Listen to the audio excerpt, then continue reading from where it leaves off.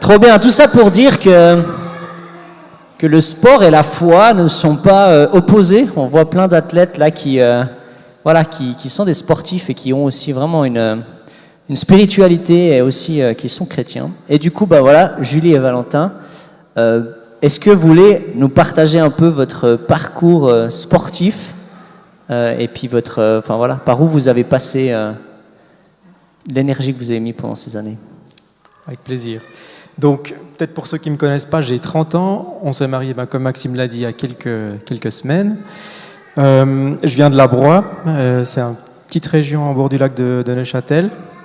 Et puis, on a migré en Gruyère il y a 4 ans maintenant. Côté professionnel, je suis cadre dans l'industrie horlogère. Et puis, on va s'intéresser plutôt aujourd'hui à la partie sportive, que j'ai toujours affectionné avec beaucoup de jeux entre 5 et 10 ans. Surtout, je pense, le mot jeu, c'est un terme et puis une caractéristique qui me correspondait beaucoup, auquel je tiens encore aujourd'hui. Après, vers les 10 ans, je pense que je m'étais inscrit à une course à Estavayer-Like, l'Elsa Bike, pour ceux qui connaissent. C'était mon papa aussi qui m'avait inscrit, puis fait découvrir ça. Et puis je me rappelle plus le résultat, mais je crois que j'avais fait le podium, en tout cas la première fois. L'année suivante, j'avais recommencé, là je devais avoir déjà 12 ans, quelque chose comme ça. Et puis les résultats étant pas mal. L'année suivante, j'avais été sélectionné dans le cadre roman. Puis là, j'avais commencé les coupes fribourgeoises et des courses au niveau plutôt roman. Et puis là, encore une fois, c'était plutôt couronné de succès. Donc j'avais reçu une proposition de l'équipe suisse pour intégrer l'équipe l'année suivante. Puis là, j'avais commencé les coupes suisses pendant de 14 ans à 16 ans, plus ou moins, je pense. Où là, j'ai fait plusieurs podiums en coupe suisse et puis ça me plaisait beaucoup. Et je rêvais déjà d'en faire mon métier, surtout à cette époque-là. Et puis, après, j'ai fait un titre de champion suisse de cyclocross. Je ne sais pas si tout le monde sait ce que c'est du cyclocross, mais c'est un peu comme du gravel, comme on appelle ça maintenant, sauf que c'est en circuit, et puis ça dure plus ou moins 1 heure, donc c'est un effort assez, on peut dire, explosif et moins axé sur l'endurance. Donc c'est toujours un de mes sports favoris. Pour ceux qui suivent un peu le vélo, Mathieu Van Der Poel et Wout van Aert, par exemple, sont des as du cyclocross. Et puis après, j'ai participé à des championnats d'Europe, championnats du monde et Coupe du monde, aussi plutôt en VTT là cette fois. Et puis à la fin, je faisais le gymnase déjà à temps partiel, donc je l'ai fait en 4 ans à la place de 5 ans à la place de 4 ans. Sur Fribourg, c'est un peu plus long que toi. Et puis par la suite, après, j'ai arrêté quand je suis passé au niveau élite en Suisse, puisque ça commençait à être trop preneur par rapport au temps qui me restait. C'était plus ou moins 20-25 heures d'entraînement par semaine à la fin. Et puis là, j'avais plus non plus la flamme. Donc c'était aussi une question de motivation, des sacrifices par rapport aux amis, presque de l'isolement par certains moments peut-être, et puis de l'incompréhension aussi peut-être pour les personnes qui sont moins proches de ce que peut représenter le sport pour elles. Donc c'était un peu compliqué. Puis après là, j'ai pendant 2 ans fait aucun sport. Donc même marcher, même se balader, si on peut dire ça, ou jogging, c'était exclu pour moi je sais pas, j'en avais plus envie. Puis j'ai un peu tourné le dos à ça. Puis après j'ai repris. Puis maintenant je suis de nouveau très sportif, mais pour moi, et puis de manière vraiment récréative, on peut dire ça comme ça. Donc ce qui veut dire que tu as fait environ 8-10 ans de vélo, c'est ça? Ouais, 8 ans. 8 ans, je dirais, ouais. 8 ans. Ok. Merci. Et Julie, du coup, tout un autre sport, un autre univers? Tout un autre sport, effectivement. Pour ceux qui ne me connaissent pas, j'ai 27 ans. Comme Val a dit, on s'est mariés ce printemps. Moi, j'ai grandi vraiment à Châteaudet, au Pays d'en Haut, qui est d'ailleurs une très belle région pour faire du sport. Et puis, je suis un peu tombée dans la marmite en étant très petite. J'avais des parents qui étaient très sportifs, ils avaient un magasin de sport, enfin, il y avait plein de critères, on va dire, qui étaient réunis pour faire un peu de sport. Et puis du coup, ça a aussi commencé par le jeu. Donc je faisais du ski de fond. Hein. J'ai commencé au ski club à Châteaudet, donc vraiment en faisant du jeu de 6 à 12 ans, on va dire. Déjà là, j'avais un bon petit caractère, donc j'aimais bien gagner. Et puis, du coup, on a toujours fait des courses un peu régionales avec le ski club. Et puis ensuite, vers 13 ans, je dirais, j'ai eu aussi une sélection dans les cadres romans. Puis du coup, là, j'ai eu envie d'y aller de façon un petit peu plus franche et puis de manière, on va dire, un petit peu plus semi-professionnelle parce qu'on reste très jeune à 13 ans. Et puis du coup, après, j'ai continué, j'ai changé de club. J'ai été dans un club à B où j'avais 3 voire 4 entraînements par semaine à B. Voilà, merci aux chauffeurs, maman et Caroline qui m'ont amenée maintes et maintes fois à B. Voilà. Et puis après, j'ai été au gymnase sportif à Lausanne, en sport-études. Et puis après le gymnase, je suis partie une année en Norvège pour faire que du ski. Expérience magique, si jamais, pour ceux qui veulent aller découvrir la Norvège, ça vaut le coup. Et puis voilà, puis du coup après je suis rentrée en Suisse et puis j'ai eu vraiment un espèce de trop-plein. J'en pouvais plus du monde du sport, du monde de la compétition. J'étais, je pense aussi psychiquement dans un espèce de burn-out sportif et général, on va dire.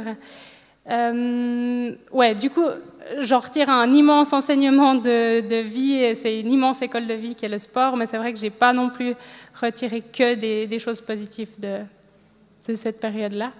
Mais du coup, c'est très bien que j'en parle aussi ce soir. Ça a une vertu un peu thérapeutique, je pense. Et puis voilà. Merci pour ce parcours. C'est toute une période de vie, tout plein de souvenirs, tout plein d'éléments comme ça. Et je trouve que c'est cool de découvrir ça. Peut-être que certains d'entre vous ne savaient pas qu'ils avaient ce background-là. Donc voilà, maintenant la question aujourd'hui, c'est sport et foi. Et du coup, on voit dans la Bible plusieurs fois, Paul, il prend cette image du sport pour parler de la foi. Donc je pense qu'il y a des liens à tirer. Et du coup, c'est un peu ça la grosse question d'aujourd'hui. Mais finalement, quels sont les liens que vous voyez? Quels sont les enseignements qu'on peut tirer du sport, qu'on peut aussi appliquer à notre foi quotidienne avec Dieu? Il y a 3 éléments principalement qu'on a pris ce soir pour les liens principaux entre le sport et la foi. Le premier, c'est la persévérance. Je pense que c'est un aspect qui est extrêmement présent dans les deux choses, finalement, dans les 2 domaines. Et puis en lien avec la persévérance, moi j'ai vraiment retiré aussi ce mot-clé de la patience, parce qu'en fait, que ce soit dans la foi ou que ce soit dans le sport, tu n'as pas le choix d'être patient, parce que souvent ça prend beaucoup de temps. T'as beau t'entraîner entre 18 et 25 heures par semaine, c'est pas la semaine d'après que t'es champion du monde, donc voilà. Et puis finalement avec la foi c'est la même chose. T'as beau être ultra rigoureux, discipliné, prier, tout ce que tu veux, des fois les réponses elles mettent du temps à arriver, et puis c'est vraiment ce mot-clé de patience pour moi qui était fondamental. Et puis finalement aussi cette notion d'abstrait, parce qu'il y a un moment dans les 2 domaines où tu es obligé d'y croire pour que ça se passe. Et puis, dans les 2 domaines, c'est vraiment le cas pour moi. Tu ne peux pas attendre que ça se passe et après y croire, parce que ça ne fonctionne pas. Et c'est la même chose dans les 2 domaines. Donc, c'est bon, ça. Pour moi, c'est un point important.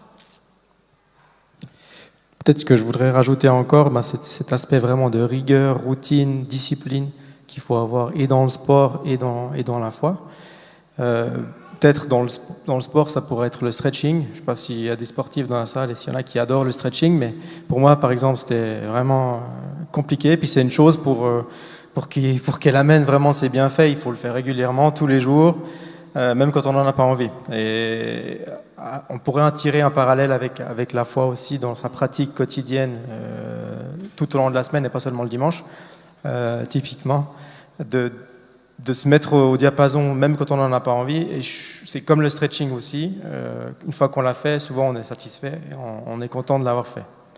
Ça nous amène toujours des bienfaits, même si même certains dimanches, si on n'a pas envie de venir à l'église, je pense qu'il y a très peu d'entre vous qui sont repartis d'ici en disant « Ah non, finalement, j'aurais dû m'écouter, j'aurais pas dû venir ». Bah, j'espère, hein. Je suis peut-être pas le mieux placé pour répondre à cette question.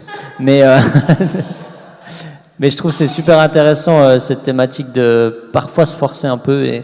Et moi, ce que je réalise, et je trouve que des fois c'est un peu mal fait, c'est que souvent les choses saines dans la vie, c'est celles qu'on n'a pas envie de faire.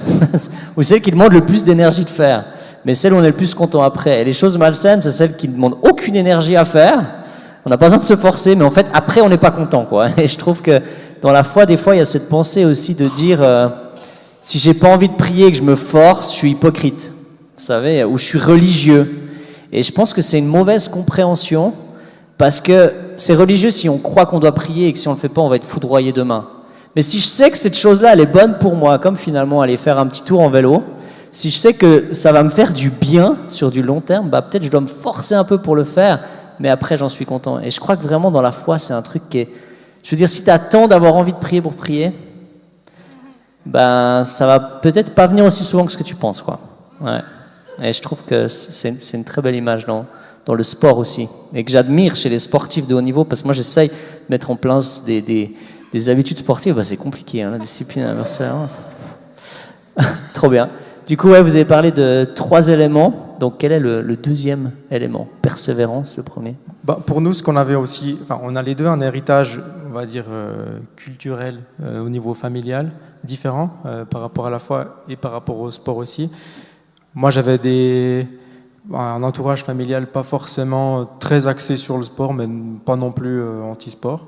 Je pense que j'allais faire des tours avec mon papa aussi en vélo, mais c'était pas non plus une culture du sport intensive, on va dire, ni au niveau de la foi où je viens du catholicisme, en tout cas sur le papier, mais j'ai jamais été pratiquant ni en bas âge ni dans l'adolescence.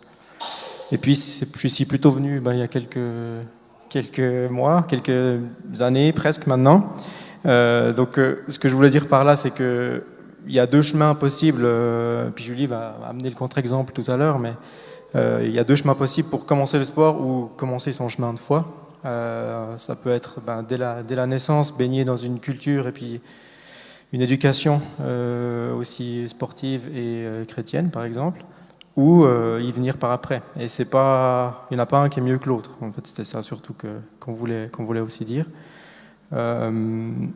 Et puis, ce que je voulais encore rajouter, c'est que le sport, pour moi, ça a vraiment toujours été un jeu quand j'étais enfant.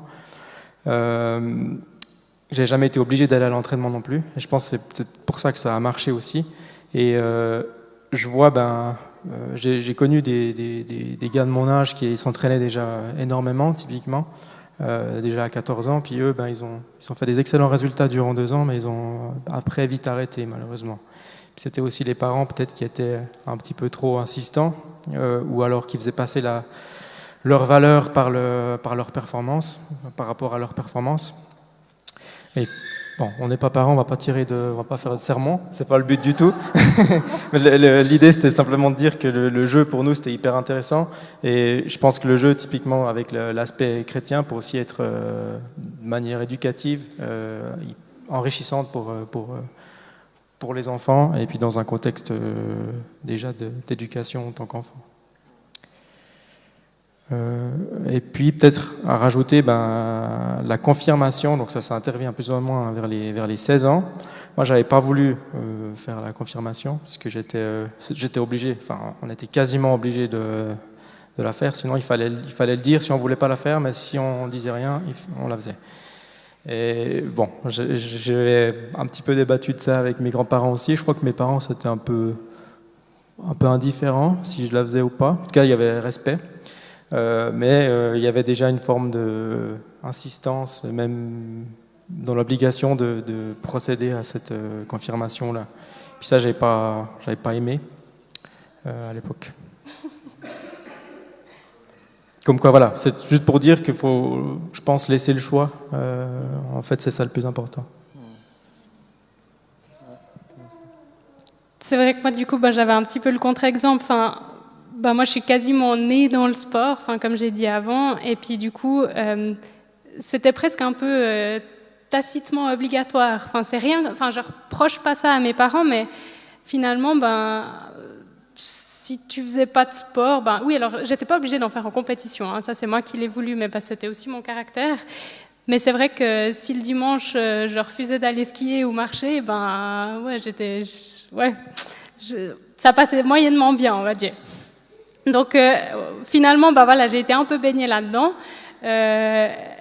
Et puis ben c'est vraiment ce qu'on voulait en retirer, c'est qu'il y a un peu ces deux chemins et c'est la même chose avec la foi. Enfin, moi j'ai peut-être aussi plus eu des valeurs chrétiennes quand j'étais petite. Enfin, ma maman elle a toujours prié avec nous et comme ça. Après j'ai eu une longue période d'absence, on va dire, mais j'ai quand même toujours été un petit peu baignée là-dedans, que ce soit le sport ou la foi. Et puis finalement, on s'est rendu compte avec Val qu'on avait deux chemins qui étaient complètement différents dans ces deux domaines, mais que la finalité, c'était que aujourd'hui, on est les deux là, on a les deux un chemin de foi, de sport qui nous unissent aussi. Et puis, ouais, il n'y a pas de bon chemin, mais effectivement, ce que Val disait avant, et la chose sur laquelle je voulais rebondir, c'est que, en fait, je pense que la frontière, elle est très fine, mais il y a cette notion de choix qui est hyper importante, que ce soit dans le sport ou dans la foi. Et, ouais, et finalement, c'est ça qui détermine si ta foi, elle est bonne ou si ton sport, il est bon pour toi. Et puis, c'est vraiment cette notion de choix qui nous a marqué là-dedans. Puis, comme Val disait avant, pour lui, quand il était jeune, que la confirmation, le catholicisme, tout ça, il y avait cette notion d'obligation. Et il n'en voulait pas. Il était carrément les pieds au mur. Enfin, quand on s'est rencontrés, pour la petite histoire, on habite à côté d'une église et tous les dimanches matins, on voyait les gens passer. Ils me disaient ils vont à la seule secte autorisée légalement. Donc, ouais, c'est pour vous dire qu'il est là aujourd'hui et qu'il vit sa foi, c'est un véritable miracle. Hein, donc wow. Voilà. Mais voilà, il y a cette notion de choix qui est très importante. Et la preuve en image, c'est que finalement, ça porte beaucoup plus ses fruits quand c'est un choix personnel plutôt que quand c'est une obligation. Et ça vaut pour les deux secteurs dont on discute ce soir. Waouh, ouais, je trouve que c'est super intéressant, cette dimension d'éducation. Finalement, ça pose la question comment on transmet la foi à nos enfants. Et puis, je pense des fois, il y a des chrétiens, ils cherchent à en faire des chrétiens d'élite ou professionnels. Enfin, vraiment, peut-être en ayant une insistance un peu trop forte qui peut amener du dégoût. Mais je pense aussi dans la foi, comment transmettre à ses enfants aussi le plaisir et la joie et l'aspect de jeu qui peut venir avec, quoi. Et moi, je trouve ça m'interpelle beaucoup. Et je pense que c'est un équilibre. Parce que ne rien faire, c'est pas forcément non plus la solution, mais en même temps, on est trop poussif. Et ouais, je trouve que c'est hyper intéressant. Et du coup, le troisième et dernier élément pour cette partie. Le troisième, on s'est intéressé un peu aux valeurs fondamentales du sport et puis à celles de la vie chrétienne.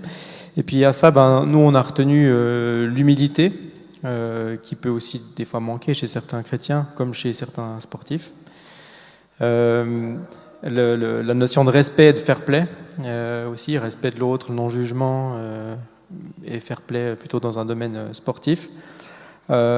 Et l'esprit communautaire ou l'esprit d'équipe qu'on peut retrouver dans le sport et dans l'église, typiquement. Je crois que c'est tout bon. C'est bon. Ouais, c'est super intéressant, hein, ces trois images. Ouais. Tu as dit le fair play, l'humilité et communauté, c'est ça, hein? Ouais. Et je trouve que c'est toujours intéressant quand tu vois les sportifs et en fait tu vois pas toujours l'équipe qui est derrière. Et je trouve que je sais pas si certains d'entre vous regardent, mais maintenant il y a de plus en plus d'émissions sportives qui montrent un peu le background, la réalité derrière. Et tu vois qu'en fait, même les sports individuels, ils ne sont pas seuls, quoi. Un sportif seul, il n'y arrive pas. Et cette dimension ouais, il y a toutes ces personnes qui sont aussi là derrière et qui soutiennent. Je trouve que c'est hyper intéressant. Ouais. Merci beaucoup. Maintenant, on va passer à un petit temps du coup de questions en groupe entre vous. Donc, il y a ces deux questions qu'on vous pose et qu'on vous propose d'échanger 5-10 minutes. Comment résonnent les liens évoqués dans votre situation, expérience de vie? Donc voilà, un petit retour sur ce qui a été échangé, partagé, comment est-ce que ça vous parle? Et la deuxième question, c'est voyez-vous d'autres domaines de votre vie qui pourraient avoir des liens avec la foi? Donc voilà, une autre source d'inspiration en lien avec la foi. C'est 5-10 minutes, donc il faut il faut choisir ce que vous voulez dire. Mais voilà. Du coup, je vous laisse échanger et puis on continuera la deuxième partie après ensemble. Et n'hésitez pas à poser vos questions aussi sur Slido si vous en avez. Ok, trop bien. Je vous propose qu'on revienne gentiment en groupe pour la suite. Attendez, il faut que j'éteigne la musique. Pour la suite de ce talk. Donc, c'est bon, je vous ai tous avec moi. Presque tous, ok. Du coup, il y avait un petit élément que vous vouliez rajouter sur votre parcours personnel. Hein. Ouais, il y avait un élément qui était pour nous quand même important de mentionner et puis finalement qui fait partie de notre témoignage de ce soir parce qu'on parle pas mal de sport, mais c'est aussi important qu'on parle de pourquoi on est là parce qu'on a évoqué plein de fois finalement qu'on avait découvert la foi beaucoup plus tardivement que le sport. Finalement, juste pour la petite histoire, alors je vous ai déjà expliqué que voilà, Val c'était vraiment les pieds au mur, enfin il comprenait pas à quoi ça servait et puis pourquoi il y a des gens qui allaient à l'église. Moi j'avais quand même un petit peu cette notion que justement j'avais eue dans mon éducation, que j'ai toujours un peu cru qu'il y avait quelque chose au-dessus, mais en même temps j'ai jamais trop cherché à aller plus loin. Quand j'étais plus jeune, on allait au groupe de jeunes, on allait au flambeau, il y a eu plein d'éléments qui m'ont fait réfléchir un peu plus là-dessus, mais enfin ça s'est pas mal perdu à travers les années. Peut-être aussi à cause du sport. Je ne sais pas si c'est à cause du sport, mais en tout cas, ce n'était pas une de mes priorités, on va dire. Et puis du coup, pour la petite histoire, donc, il y a 2 ans et demi, je pense, ça doit faire 2 ans et demi, hein, à peu près, on avait une relation avec Val qui était vraiment, comment faudrait l'appeler ? Fusionnelle, mais cyclonique, je ne sais pas comment dire ça, mais extrêmement... rythmé par les conflits, par les bagarres, par les engueulades, il n'y avait aucun équilibre dans notre couple, vraiment. Et ça faisait 3 ans qu'on était ensemble à peu près. Et franchement, c'était une catastrophe. On était les deux au bout du fart. On a dit non, mais là, ça ne va pas être possible. Et puis un jour, justement, on était en pleine crise. Vraiment, c'était la catastrophe. Et puis là, Val, il me dit, mais en fait... il me manque un truc, moi j'ai envie je comprends pas ce que, par exemple, Julien Steur, le mari de ma sœur, je comprends pas ce que Julien il a de plus pour être autant calme, posé, d'avoir cette paix qui rayonne autour de lui, et puis je comprends pas. Et puis là, moi je sais pas d'où ça m'est sorti, hein, parce que ça faisait à peu près, je pense 15 ans que j'avais pas repensé à Dieu.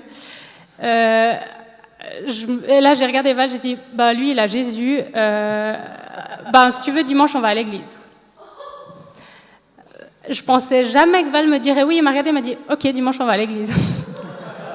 Donc voilà, c'était vraiment complètement lunaire, autant pour lui que pour moi, je crois. Et puis le dimanche après, on est venu à l'église. Et puis ça nous a beaucoup parlé. On en a beaucoup reparlé ensemble. Et puis voilà, depuis là, on vient à l'église quasiment tous les dimanches. On a aussi fondé du coup notre couple sur d'autres valeurs, sur finalement cette base qu'est la foi. Et puis alors je dis pas que depuis notre relation elle est platonique et qu'il se passe jamais rien, qu'on n'a jamais d'engueulade, c'est pas du tout ça. Mais depuis là en fait on a trouvé un équilibre et on arrive à gérer ces zones de turbulence, on va dire. Et puis chose qu'on n'arrivait pas du tout à faire avant. Donc je pense que là il s'est quand même passé quelque chose de passablement grand dans notre vie de couple et qui continue maintenant. Et c'est d'ailleurs pour ça qu'on s'est mariés, parce que Val était anti-mariage. Et du coup, il s'est passé beaucoup de choses ces 2 années et demie passées. Je ne sais pas si tu veux comprendre. Non, c'est vrai, c'est juste. Alors, avant même de venir à l'église, j'étais anti-mariage, ça c'est certain. Même quand je venais à l'église jusqu'à il y a 1 année et demie peut-être, c'était encore compliqué, l'idée. Parce que j'étais attaché à j'avais des mauvaises raisons plutôt financières, peut-être je pensais aux impôts, mais ça c'est pas une bonne idée. Puis au final, de plus en plus, de par les connects aussi, on a réalisé ou j'ai plutôt réalisé, puisque toi t'étais plus convaincu que moi, que c'était aussi là où on voulait aller, puis c'est ce qu'on avait envie de s'offrir en fin de compte. Waouh, magnifique.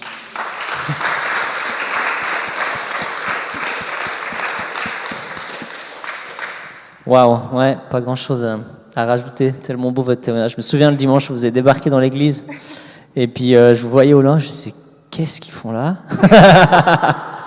Prêt à discuter avec et tout, et ouais, voir tout ce cheminement que tu as fait dans vos vies, c'est juste tellement beau. Et la maturité que vous avez dans la foi aujourd'hui, impressionnante. Je trouve vraiment en lien avec ce thème, etc., ce que vous apportez, il y a quelque chose où il y a vraiment, vous avez compris des belles choses, quoi. Donc, ouais, merci beaucoup pour ce témoignage. Bien fait de le rajouter. Ça aurait été dommage de ne pas l'avoir. Du coup, là, on a entendu beaucoup les aspects positifs des liens, positifs qu'on peut faire entre le sport et la foi. J'imagine que derrière la façade, derrière nos écrans et le sport qu'on voit, il y a aussi des aspects négatifs. Et quels sont ces aspects négatifs et aussi quels sont peut-être des éléments qu'on peut faire des liens aussi avec la foi? Un des premiers éléments qu'on a sortis comme derrière la façade ou derrière le décor, finalement c'est assez simple et c'est un domaine qui est très connu de la foi, peut-être moins du sport, mais c'est un peu ce côté persécution en fait. La persécution dans la foi, elle est quand même relativement connue, on en parle aussi, alors pas toujours, je pense qu'il y a aussi une part de tabou, mais c'est quand même un domaine qui est connu. Il y a aussi dans certains pays où ils n'ont pas le droit de vivre leur foi. Voilà, la persécution, c'est quelque chose dans la foi qui va assez bien ensemble. Dans le sport, je pense que c'est un petit peu plus méconnu. Moi, je l'ai vécu personnellement, et c'est peut-être là où intervient la partie plus thérapeutique de ce talk. Mais clairement, dans le sport, la persécution, elle peut être bien sûr aussi par les médias, elle peut être par les entraîneurs, elle peut être par l'entourage. Il y a plein de moments, je pense, où on peut se sentir en tout cas persécuté dans le sport. Moi, je l'ai vécu surtout avec mon entraîneur, mon coach. C'est quelqu'un qui faisait que de répéter que de toute façon, les filles, on n'était pas faites pour faire du sport d'élite, qu'on n'avait rien à faire là. Il le disait texto, hein. Alors en général, il le disait aux gars, en rigolant, donc aux gars de l'équipe, hein, ouais, mais de toute façon, les filles, voilà. Donc nous, on bouchait une oreille et puis on passait plus loin. On a eu aussi, toutes les filles de l'équipe, mais beaucoup de persécutions sur notre physique. Donc, mais de toute façon, vous êtes beaucoup trop grosses. De toute façon, les filles de Davos qui gagnent, elles sont beaucoup plus fines, beaucoup plus ci, beaucoup plus ça. Il y avait des tas de remarques qui étaient comme ça, tellement déplacées et décalées. Avec du recul, maintenant, je me dis que si j'avais une fille et qu'elle vivait ça, j'irais probablement faire quelque chose à l'entraîneur qui ne mérite pas d'être dit dans une église. Mais en tout cas, je me rends compte avec du recul que ce que j'ai vécu n'était pas normal. Et finalement, à cet âge-là, tu normalises parce que tu te dis, oui, mais si je veux y arriver, j'ai pas le choix et c'est normal. Et après, je dis pas que tous les coachs sont comme ça, hein. Je pense que j'ai pas eu forcément beaucoup de chance avec le coach que j'avais. Et en même temps, c'était extrêmement manipulateur. Et je pense que c'est aussi ce côté-là de la persécution qui est dans la foi, mais c'est manipulateur. Il y a des gens qui veulent t'entendre dire des choses pour pouvoir te persécuter derrière. Donc, ouais, je pense que c'est un aspect qui est très présent dans le sport aussi.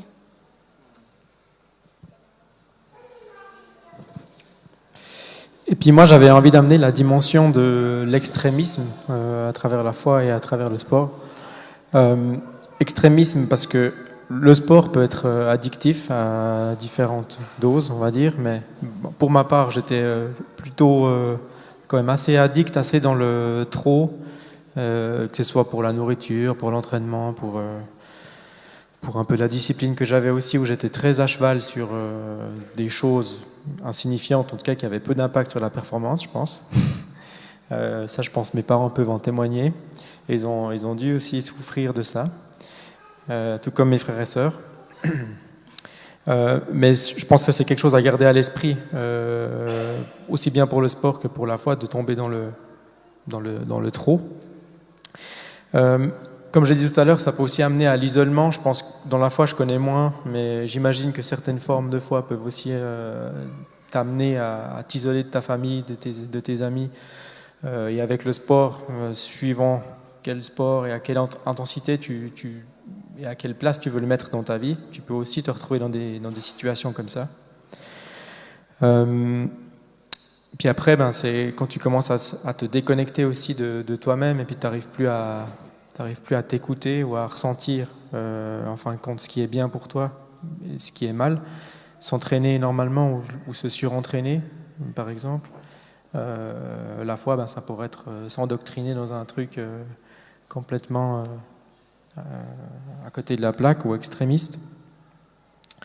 Et dans le sport, il y a aussi la dimension de dopage que j'avais envie d'amener. C'est aussi quelque chose qui touche malheureusement encore aujourd'hui beaucoup de sportifs. En tout cas, cette tentation, je pense que certains peuvent aussi ressentir. C'est un peu comme un miracle qui plane, mais c'est aussi peut-être d'autres forces qui agissent à travers le sport, et notamment cette tentation-là du dopage. Et bon, pour la foi, ce serait peut-être plutôt partir dans des sectes extrémistes ou des mouvements.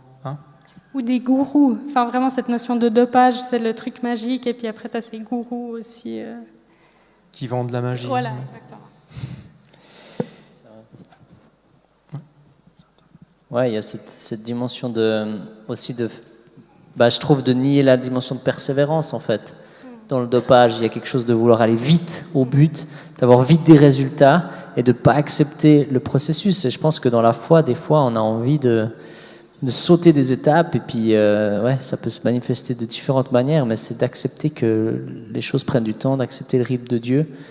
Et je trouve que c'est intéressant le lien. C'est vrai que aussi je trouve, la frontière elle est fine avec le sport dans l'extrémisme ou peut-être même aussi pour la foi. Il y a tellement de gens, quand tu fais du sport à un certain niveau, qui disent « Ouais, mais de toute façon, c'est pas sain. » Enfin, à partir d'un certain niveau, c'est pas sain. En soi, je suis assez d'accord avec eux. Mais je trouve, la frontière, elle est hyper fine. Et puis, j'ai vraiment essayé de réfléchir à quel moment est-ce que ça devient vraiment malsain.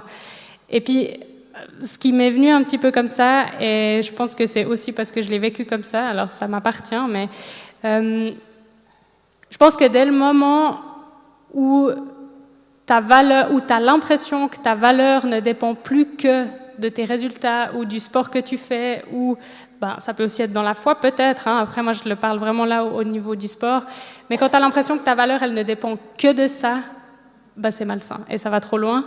Et puis je pense que c'est quelque chose que j'ai extrêmement vécu. Alors je me suis sûrement aussi enfermée là-dedans en me disant que j'avais que de la valeur parce que je faisais du sport et puis que dès le jour où j'arrêterais, j'aurais plus aucune valeur parce que de toute façon je faisais plus de sport, j'avais plus rien d'intéressant à raconter. Donc et je pense que finalement la notion d'extrême, en tout cas dans le sport, elle est finement délimitable par cette petite crevasse-là dans laquelle il ne faut pas tomber. Et puis après, à remonter cette crevasse-là, ça prend combien de temps ? À peu près 10 ans, là, je pense, que je travaille là-dessus. Donc, peut-être pas tout à fait, mais ça prend beaucoup de temps. Donc, si vous avez des gens autour de vous, je ne suis pas là pour faire de la promotion, mais où vous avez l'impression que la frontière du sport, elle est fine ou que vous vous faites du souci pour eux, posez-leur la question s'ils ont l'impression que leur valeur ne dépend que de leurs résultats, parce que pour moi, là, il y a quelque chose, il y a un rôle à jouer, et puis c'est hyper important de ne pas tomber là-dedans. Ça prend du temps à remonter. Peut-être ce que je voulais rajouter encore, c'est un aspect un peu pervers du sport, mais si on n'est pas un petit peu égoïste et centré sur soi, c'est compliqué de performer vraiment à très haut niveau, je pense. C'est comme je me disais, je faisais la réflexion à Julie, un chrétien, un sportif chrétien plutôt, c'est pas facile d'appliquer ces valeurs chrétiennes au quotidien dans sa vie de sportif, parce que si on n'est pas un peu égoïste avec son temps, avec son énergie, avec comment on désire passer ou mettre nos priorités avec une famille par exemple, je pense que c'est compliqué. Puis il y a pas mal de combats aussi, je pense, là à travers, et ces prochains temps, on va avoir les Jeux Olympiques, donc c'est aussi une chose peut-être à avoir en tête quand vous verrez des sportifs, mais c'est un égoïsme aussi des fois, pas forcément par choix, mais puis je pense qu'il doit y avoir des combats aussi internes pour qu'ils arrivent à ces niveaux-là assez importants. Wow, merci. Ouais, tu veux rajouter un truc? Je voulais juste ajouter une mini-chose finalement, parce que mon monologue d'avant s'est arrêté de manière assez négative. Ce que je voulais dire finalement, c'est que depuis 2 ans et demi, en venant aussi à l'église, et ça fait depuis ce moment-là que ça s'est débloqué, et puis que j'ai enfin eu l'impression de retrouver de la valeur par rapport aux 8 dernières années que je courais derrière. Et puis, en fait, c'est en me sentant remplie aussi de l'amour inconditionnel de Dieu que je peux enfin me dire « Ah non, mais de toute façon, j'ai de la valeur, peu importe ce que je fais. » Donc...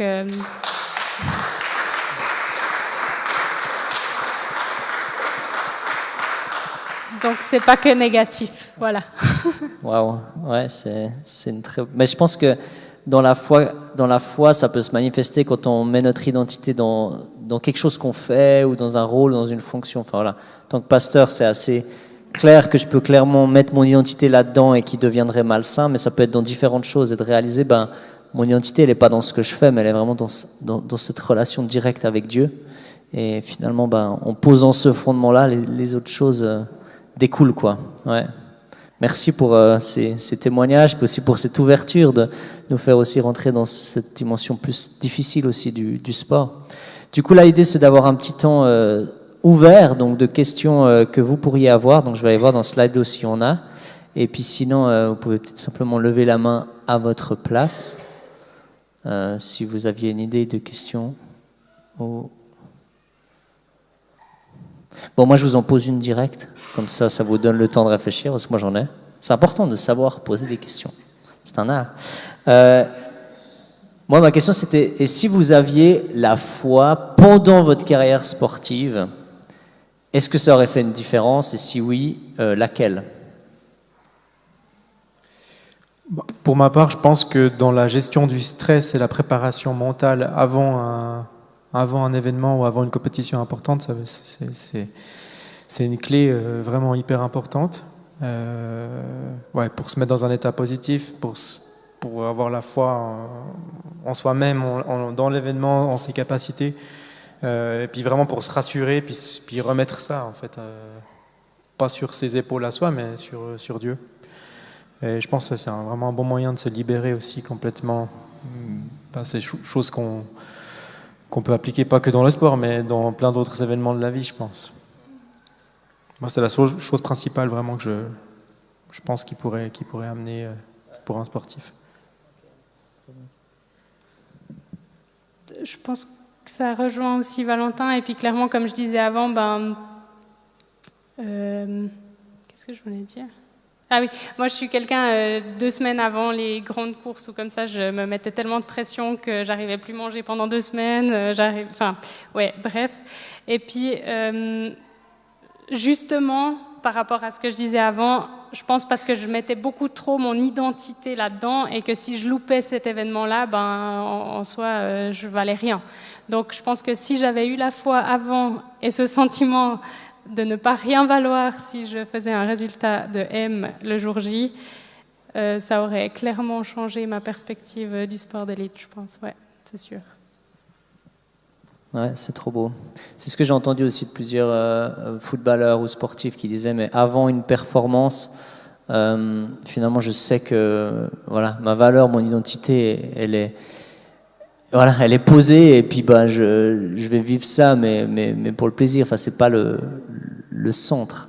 Alors que finalement, pour certains sportifs, j'avais entendu une statistique qui disait que si tu proposais à un athlète qui va aux Jeux Olympiques entre gagner une médaille d'or et mourir dans les 10 ans qui suivent, ou ne pas gagner de médaille mais continuer à vivre, je ne sais plus combien de pourcentage des personnes, je crois plus de la moitié, choisissaient de gagner la médaille et de mourir dans les 5-10 ans. Donc ça montre la place finalement que ce succès a dans leur priorité, quoi. Et je trouve que c'est impressionnant. Ouais. Et paradoxalement, si tu regardes les statistiques après JO, après les médailles d'or au JO, le nombre d'athlètes qui font des dépressions post-médaille d'or parce que justement, ils sont arrivés au sommet puis ils n'ont comme plus rien à devoir prouver. Enfin, il y a beaucoup d'athlètes qui font des dépressions post-médaille. Ouais. C'est impressionnant ça. Tu as atteint finalement ce que tu as toujours voulu. Et puis du coup, ben, tu arrives dans la dépression. Ouais, t'as plus de sens dans la vie. Est-ce qu'il y a une question ou quelque chose qui aura envie d'être posé? Je crois qu'il y a... Ouais. Attends. Allô? Lorsque vous avez décidé de finaliser, d'arrêter, parce qu'il y avait les circonstances qui étaient comme ça, il y avait un peu cette amertume, un goût amer, ou est-ce que c'était plutôt une délivrance?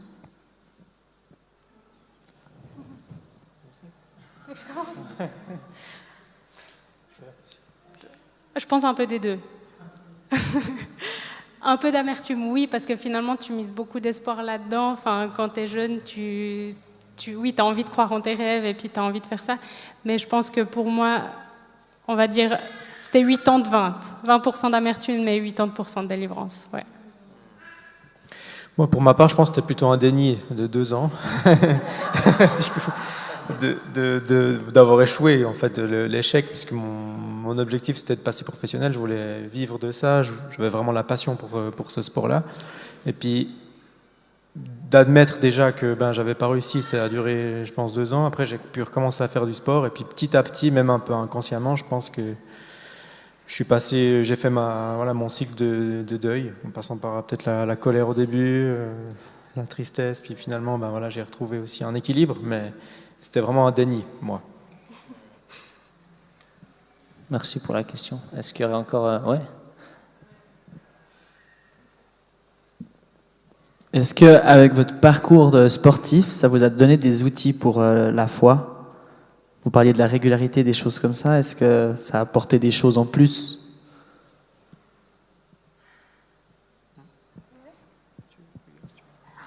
Peut-être pour moi, je dirais l'engagement, puisque souvent les sportifs, mais je pense que c'est aussi une part de caractère, on est engagé dans une action ou une cause à 100%, et puis dès le moment où j'ai commencé à venir, c'était un engagement, on est venu vraiment... on a fait tout ce qu'on pouvait, on a fait les connects dès qu'il y en avait eu, on est venu à l'église chaque dimanche. C'était vraiment dans l'idée de se mettre à 100% et puis de faire un pas de foi, déjà même au début, mais je ne me rendais pas compte que c'était ça, je pense. Mais maintenant, je comprends la signification. Donc, c'est cet aspect all-in, quoi.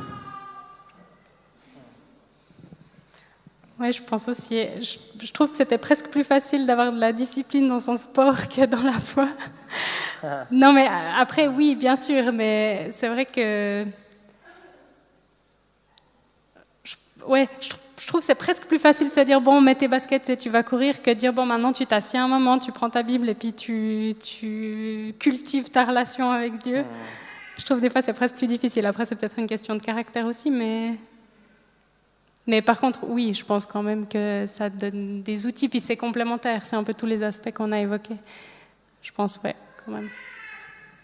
Waouh, ouais. Ouais, je trouve que c'est super intéressant. J'ai l'impression que chez les sportifs, il y a cette capacité de se dire, j'ai envie d'atteindre un objectif, je découpe cet objectif quotidiennement, et cette prise de conscience de l'impact des routines et des habitudes. Et moi, je trouve que ça, c'est quelque chose de super important, d'en prendre conscience, que tu fais quotidiennement chaque jour, même si c'est 15 minutes chaque jour. Mais c'est monstrueux, les résultats que ça peut avoir. Même lire un verset par jour, juste prendre cette habitude-là, mais sur une année, c'est monstrueux, l'impact que ça a, le changement de mindset, de caractère. Et je trouve que c'est vraiment quelque chose que je vois chez les sportifs, qui ont cette conscience de ces habitudes bonnes et mauvaises, quoi, et de la conséquence que ça a. Ouais. Je propose de lire maintenant un verset de la Bible.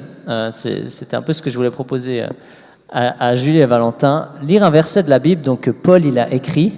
Je trouve que c'est un des versets les plus complets au niveau de cette image entre le sport et la foi.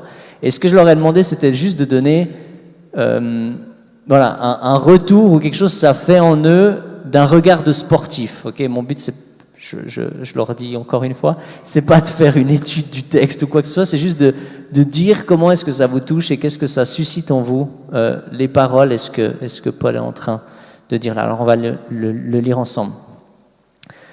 Ne savez-vous pas que sur un stade, tous les concurrents courent pour gagner, et cependant un seul remporte le prix.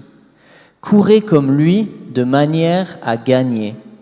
Tous les athlètes s'imposent une discipline sévère dans tous les domaines pour recevoir une couronne qui pourtant sera bien vite fanée, alors que nous aspirons à une couronne qui ne se flétrira jamais.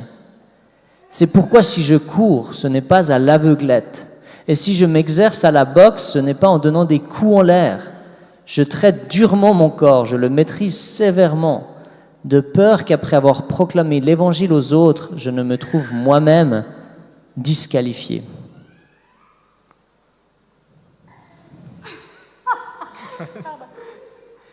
Non, je pense que le début, si tu remets la... C'est le début? Ah, d'accord. Je pense au début, c'est vraiment tous les concurrents courent pour gagner et cependant un seul remporte les prix. Ça fait un peu écho, il y a beaucoup d'appelés, peu d'élus. C'est aussi ce qu'on peut rencontrer dans le sport, si je peux faire un parallèle, dans le sens, il y aura je ne sais pas combien de milliers d'athlètes aux Jeux Olympiques, mais il y aura malheureusement que 3 médailles, et c'est ceux-là qu'on retiendra, pas les autres. Et puis, pour la suite, tous les athlètes s'imposent une discipline sévère dans tous les domaines pour recevoir une couronne. Là, c'est vraiment l'aspect aussi courir comme lui de manière à gagner. Là, c'est vraiment l'engagement, la foi, en fin de compte, qu'on a en nous-mêmes, en nos performances, auxquelles on doit croire pour pouvoir les réaliser. C'est comme tu disais avant, je crois, si on attend d'être champion olympique pour commencer à croire que c'est possible, ça n'arrivera pas. Et c'est vraiment de se mettre dans une mentalité de gagnant. Pour moi, c'est un peu comme ça que je l'ai compris. Et puis, je te fais l'honneur de te laisser la suite. Merci beaucoup. Non, si jamais pourquoi j'ai rigolé, c'est que Max il nous a donné ce texte et on l'a lu avec Val, on s'est regardé, on a dit j'ai rien compris. Donc voilà, mais en gros, moi, ce qui résonne avec ce texte, c'est que je trouve qu'il est hyper violent. Enfin, ouais, il déconne pas, le gars. Enfin, je cours pas à l'aveuglette, je m'exerce pas à boxer dans l'air. Enfin, je trouve que le texte, il est assez violent. Et puis finalement, c'est un peu le combat sur un stade là, mais c'est un peu ton combat de ta vie. Enfin, soit tu vas à fond, soit tu vas pas du tout. Mais je pense que ouais. Enfin, moi, ça résonne comme ça, mais effectivement, je vais pas faire une analyse du texte parce que j'ai pas tout compris.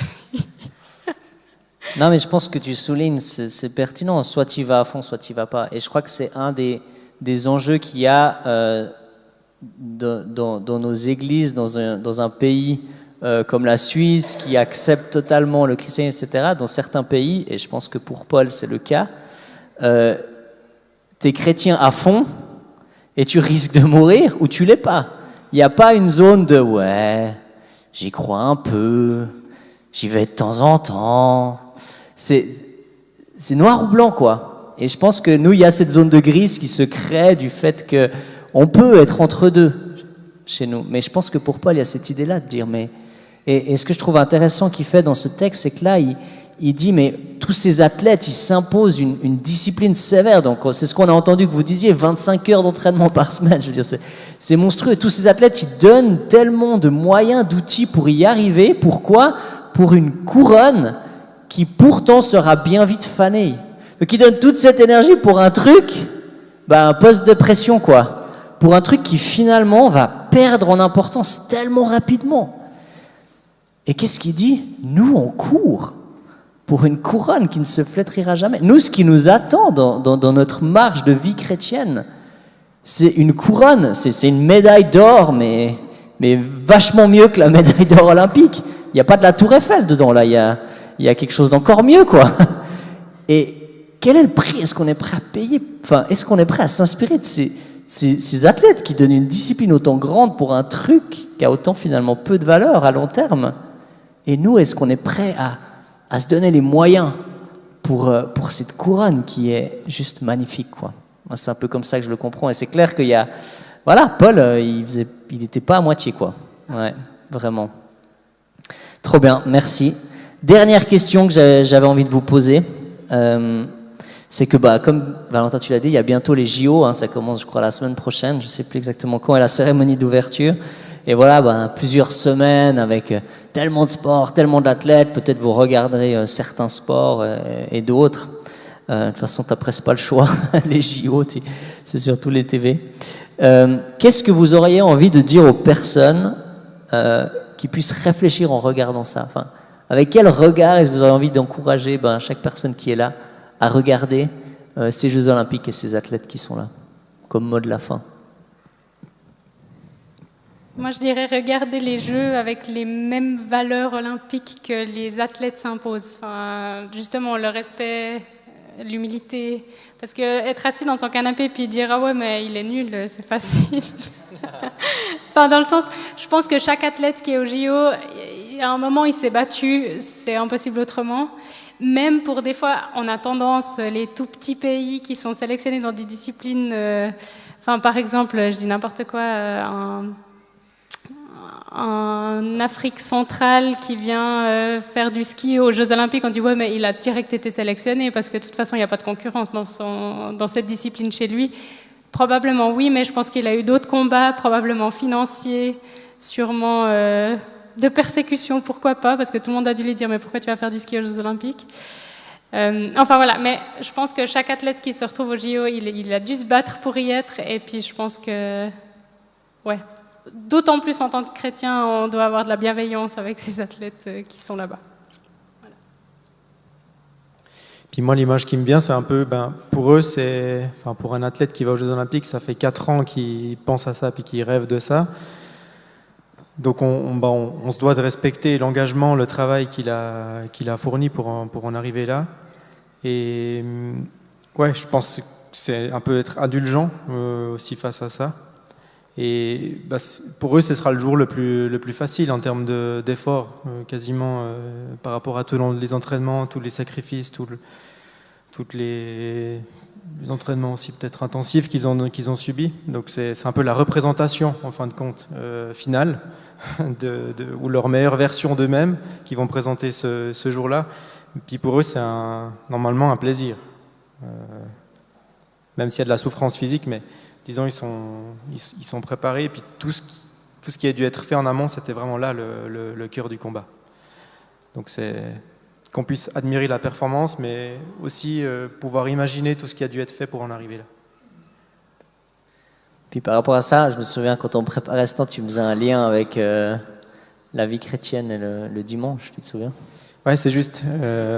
Ça peut être un peu comme nous avec de venir à l'église le dimanche, typiquement, dans une proportion un peu différente, où on vient, on met entre guillemets les pieds sur la table et puis on écoute.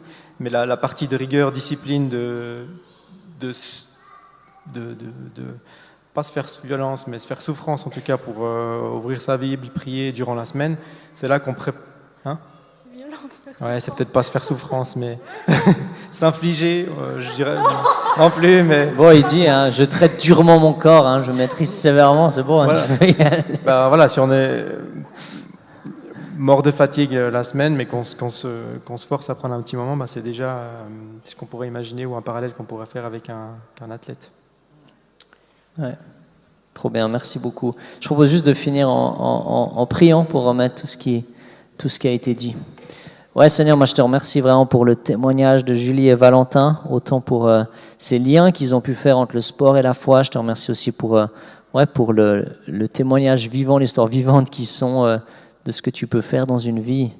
Et Seigneur, moi je te prie que tu nous aides à trouver cette même discipline, cette même rigueur, mais avec joie et avec compréhension, pas dans le côté forcé, avec des paroles comme ça dénigrantes et culpabilité, mais vraiment avec un plaisir de cette vie alignée à toi, Seigneur. Je te prie que tu puisses nous aider à développer des habitudes, des routines qui sont saines et qui nous poussent vers toi, Seigneur.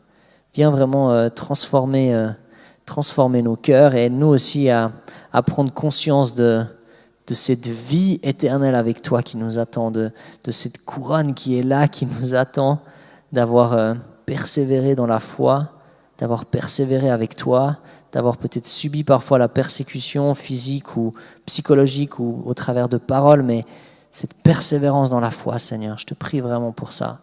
Et ouais, je te remets ces Jeux Olympiques, je te prie pour plein de moments, pour chacun d'entre nous, d'inspiration, de liens qu'on pourrait faire entre ce qu'on va voir et la foi, et être touché par des belles histoires, par des attitudes qui sont là. Seigneur, je te prie que tu viennes nous parler au travers de ce qu'on va, enfin de ces Jeux Olympiques aussi, Seigneur. Amen. Amen. Yes.